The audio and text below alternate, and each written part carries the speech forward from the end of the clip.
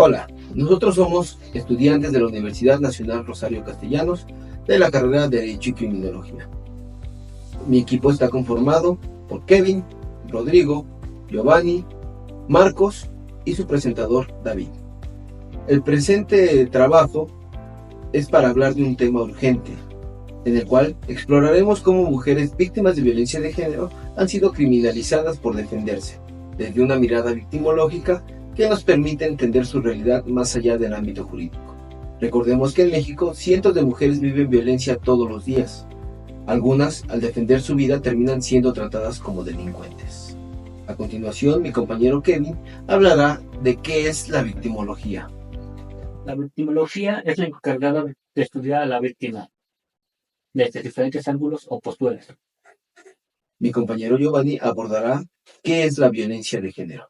La violencia de género se entiende principalmente por aquella violencia que se ejerce principalmente hacia la mujer, considerando también su estabilidad económica, social y cultural.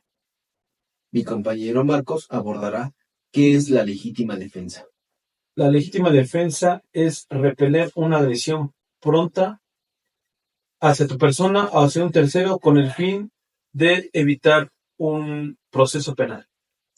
Mi compañero Rodrigo nos hablará de qué es la revictimización. La revictimización surge cuando las autoridades correspondientes de impartir justicia dan un trato incorrecto a la víctima. A continuación abordaremos diferentes casos, empezando por el de Roxana Ruiz. Recordemos que Roxana Ruiz es una mujer indígena, radicaba del Estado de México, la cual fue víctima de violación y al repeler la agresión cometida, desprende de la vida a su agresor. Posterior a esto, Roxana, al no saber qué hacer, realiza cortes al cuerpo de su agresor y posteriormente busca deshacerse del cuerpo, por lo cual es sorprendida por un vecino, la cual llama a las autoridades y esta es detenida. Posteriormente es encarcelada más de 9 meses, por lo cual nos lleva a lo siguiente. ¿Qué pasa con nuestro sistema penal en este tipo de situaciones? En este caso, como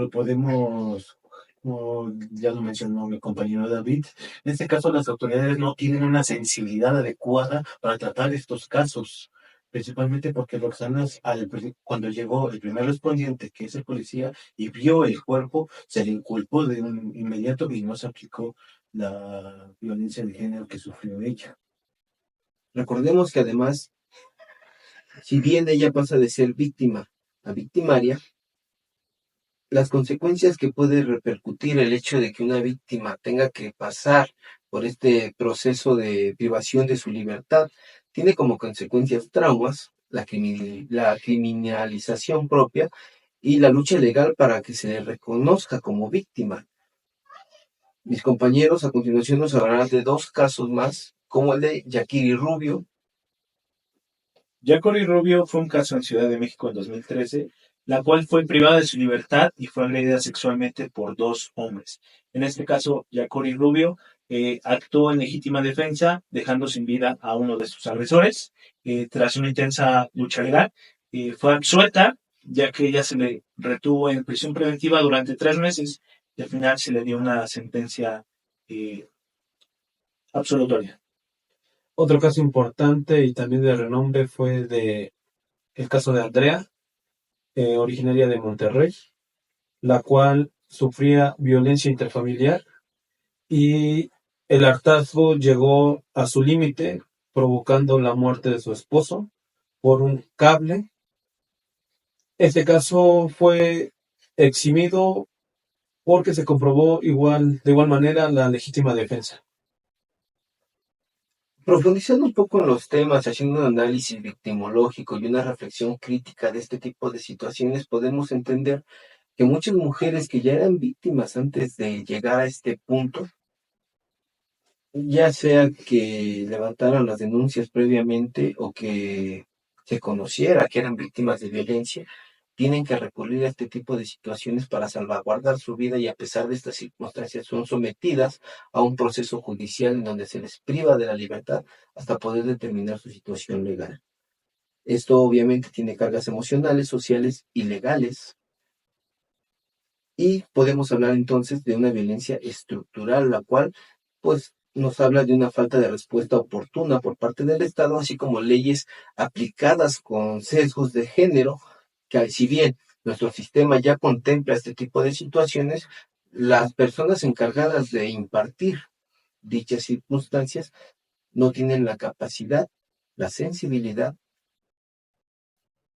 o el estudio necesario para poder entender cuándo, cómo y dónde aplicar este tipo de circunstancias. Además de un pobre acceso a defensas legales y psicológicas para las víctimas, y podemos hablar de una reacción del sistema, la cual muchas veces castiga en lugar de proteger y tiene un doble estándar, ya que se espera que las mujeres no respondan con fuerza ante este tipo de agresiones cometidas. Además, ¿qué necesitamos cambiar? En primer instancia, me parece que es oportuno mirar el contexto antes de juzgar y aplicar la ley con perspectiva de género y victimología. A continuación, cada uno de mis compañeros hablará del cierre de este trabajo y de las propuestas que podemos abarcar en base a lo estudiado de los casos anteriores. Pues más que nada, creo que se debería juzgar no sobre los prejuicios, sino más bien ver el contexto previo a lo suscitado. Yo podría agregar que todas las autoridades tienen la responsabilidad y la obligación de cuando exista un caso de género o violencia de género, en este caso, como los casos que hemos visto de legítima defensa sobre casos de mujeres, tendría la obligación de aplicar el protocolo y no juzgar con elementos objetivos del propio ser humano, sino con elementos objetivos que se puedan comprobar. Yo aplicaría que principalmente las autoridades fuesen poco más sensibles en estos temas y además eso que también estuvieran preparados, ya que hay muchas autoridades que no tienen la debida preparación para ejercer este tema. Yo aplicaría la capacitación para todos nuestros servidores públicos, desde policías hasta jueces y fiscales. Una propuesta más, me gustaría también que se integraran campañas educativas para que la sociedad entienda que defenderse no es un crimen. Como mensaje final a este trabajo me gustaría decir que nadie elige ser víctima, pero cuando una mujer lucha por su vida, el Estado no debe condenarla, debe entenderla, protegerla y reparar el daño. La justicia también se defiende. Por último, me gustaría anexar a este trabajo una encuesta realizada por mi equipo con las estadísticas que nos proporcionan dichas encuestas para entender cuántas mujeres de las cuales participaron son víctimas de violencia, así que mi compañero Kevin nos hablará un poquito más en relación a esto de qué es lo que se llevó a cabo durante estas encuestas. Estas encuestas fue enfocada a violencia de género. Se dividió en varias secciones y una de las principales fue si conocías la violencia de género y si fuiste víctima, ¿por qué no denunciaste? En el caso de por qué, se le hizo la pregunta de si acaso tuvo alguna inseguridad hacia los servidores públicos.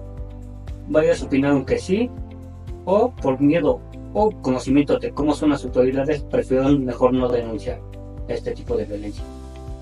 Como dice mi compañero, se agregarán las evidencias más adelante con gráficas y todo para que chequen cómo se llevó a cabo la encuesta. Sin más, esperemos que el material final sea de su agrado, de su entendimiento y esperamos que entiendan que lo compartido aquí por mis compañeros es meramente una opinión en base a lo aprendido durante nuestra capacitación semestral.